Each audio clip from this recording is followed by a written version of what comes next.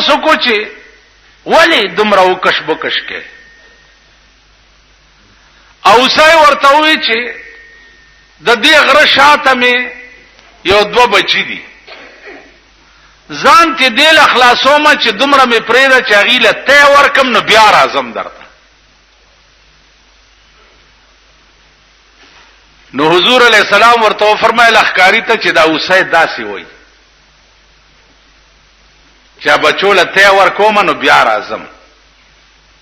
ورته یا رسول الله دا بیا څنګه راشي پیغمبر علیہ السلام فرمایي چې زب ورته وی چې زب په ضمانت کې کینم در سره کدا اوسه رانه نو تاوان به زه درکم خدا پرېدا اوسه چې پرې خو حضور علیہ السلام د اوسه په ضمانت کې کېناستو چې کېناستو اوسه په منډه لاړ او بچو ته وی چې زر ته اوروي د دوارو جانو سردار می ستاسو په ضمانت کې کېنولې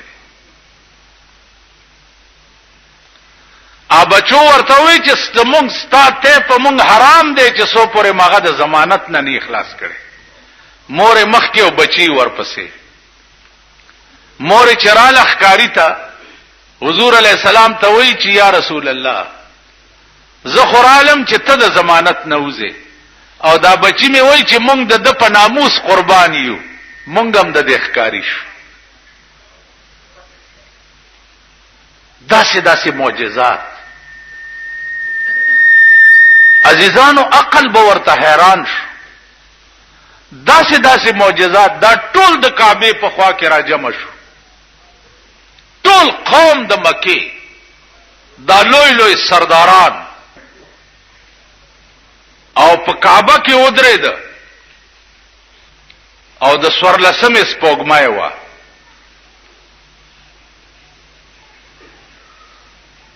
او رسول الله صلی الله علیه وسلم ته وی چې وایا کنه ته چې پیغمبري او ته چې ماته وحی راځي نو دا سپوږمۍ دوه ټوکړې کا حضور علیہ السلام ورته فرمایل چې بیا به مونږ نه منئ ولله دا منو په یو ګوته اسمان ته اشاره وکړه په یو ګوته او په اسمان کې سپوږمۍ دوه ټوکړې شو د ټول قوم ورته کته دا ټول سنادید د قریشو چې دی دا ولاړو دی ورته کته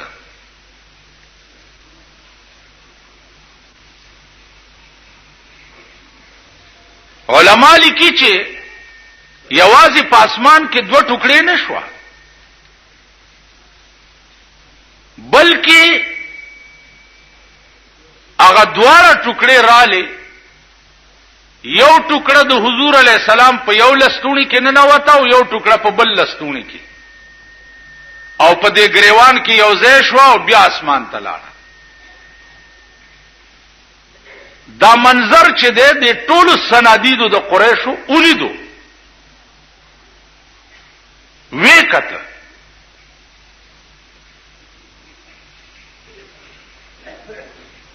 جواب څو جواب داو چې هوی د جادو خو تر اسمانه پورې مرسي دا جواب نو عرض میں داو چې دا څنګه خبره نه ده علماء حقاو په هر زمانہ کې د حق خبره کړې ده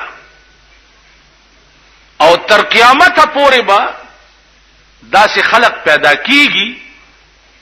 چې هغه به د حق کلمه وایي چپ په نه پاتې کیږي باقی خدای پوهیږي او قوم پوهیږي رسول الله صلی الله علیه وسلم تعالی او فرمایل چې ته ولې دومره غمجن کیږي د دې قوم په حال باندې لعلک باخع نفسک کې دې شي چې تزان هلاک کې د ډېر غم نه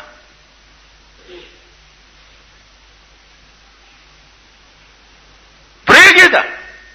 واصبر على ما يقولون واهجرهم هجرا جميلا دی چې سوي ته په صبر کاوه ما ته پریده ز پويګاو دی پوي نو عزیزانو د خدای پویده بیا داسیو لکه موسی علیہ الصلوۃ والسلام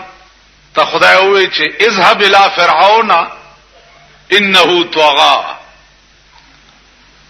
فرعون ته ورشه داغه سرکشي چې داغه د حد نه واوړې ده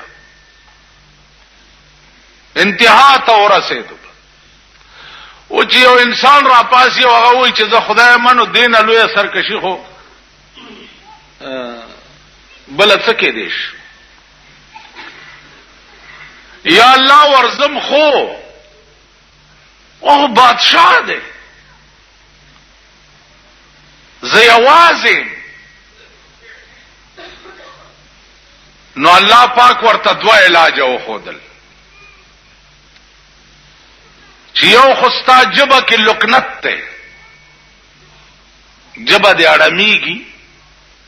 نو ستا ترجمانی با تا سره می پیوست یو وزیر جوړ کړو چې استارور دی تا سره بدی هارون وزیرا دا بستا وزیر وی او ستا ترجمانی بکړي دویم دا چې دا تا سره کومه امسا ده چې ته په ګډه او چیلای سره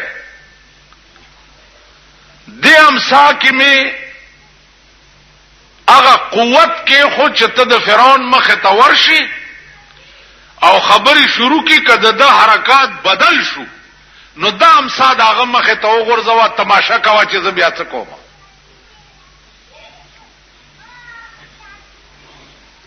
عزیزانو ګران کا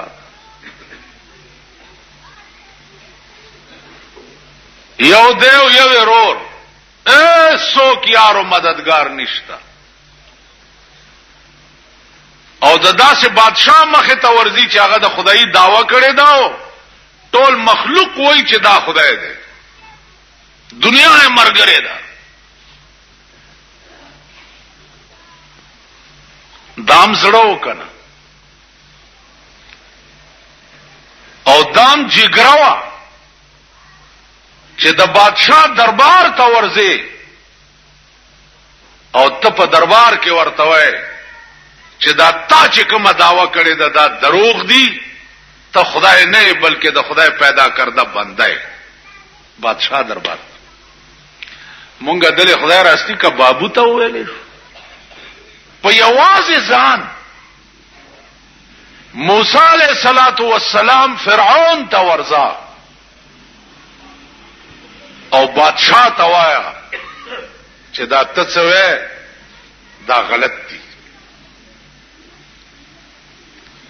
هغه ورته ویل چې ولی زه خدایم ته خدای نه اول راویلی سي خو چې راویلی سي قرآن کې الله وی واوحینا الی موسی ان الق عصاک فاذا هي ثعبان مبین ما موسی ته وحی وکړه چې د امسا دی وګرځاو د فرعون د مخه ته چې د امسا دغه د مخه ته وګرځولا یو لو یا اجدهات جوړ شو دومره لوی اجدهات جوړ شو علما لیکي چې لاندینۍ شونډه په ځمکه پرتاوه او پاسنۍ شونډه د فرعون په محل پرتاوه دومره داخله واځه شوی فرعون چې وکړه دا چې دا سبلا لرګینه سبلا جوړ شو منډې کړې چې کور تلاړو علماء مفسرین وایي چې په دغه یو ورځ باندې فرعون 400 کرته په دستونو تلو د یری 400 کرته عزیزانو دې ته معجزه وایي بیا دغه لرګی دی چې موسی علی السلام ورته لاس کو نو بیا امسا شو الله ورته لا تخف یریګما لاس ورواچو او چې لاس ورواچو لا بیا لرګې شو دا امسا ور سره وا فرعون ورپسې لخر وکړو چرانی صحیح موسی سره د مرګرو مخ کې او د فرعون فوج ورپسې چې د دریاب غاړه تورغه اریانو درېدو چې خدای دې خو دریاب دې او رستو مې د فرعون فوج دې الله ورته یریګما اضرب بعصاك البحر په دې امسا دې دا دریاب وه امسا راواغست او دریاب لې په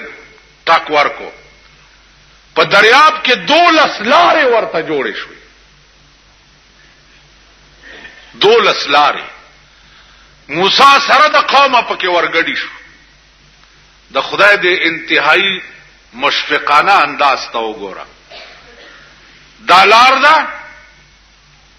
او دا دیوال دی د اوبو دا لار ده او دا دیوال دی د اوبو 12 لارې په دې لار کې زر روانم نو زه دا خیال کوم چې دا خوانه لارې خلق چې دي دا به اوبو وړي نو علامه ابن خلدون لیکي چې په دې د اوبو په دې دیوال کې کړکۍ وشوي نو دوی په پلار کې روانو او یو بل تبع قتل هم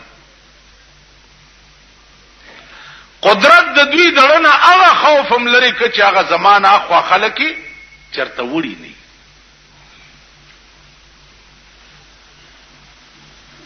نو عرض می داو عزیزانو چې دا معجزه وا لکه موسی علیہ الصلوۃ والسلام ته چې حکم د زکات راغی نو د ترزو قارون قرآن کې راځي ان قارون کان من قوم موسی نو قارون د موسی علیہ السلام د ترزو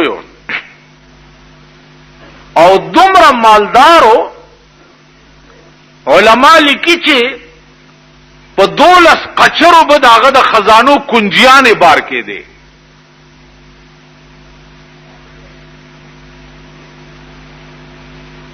نو موسی علیہ السلام چې ورته وي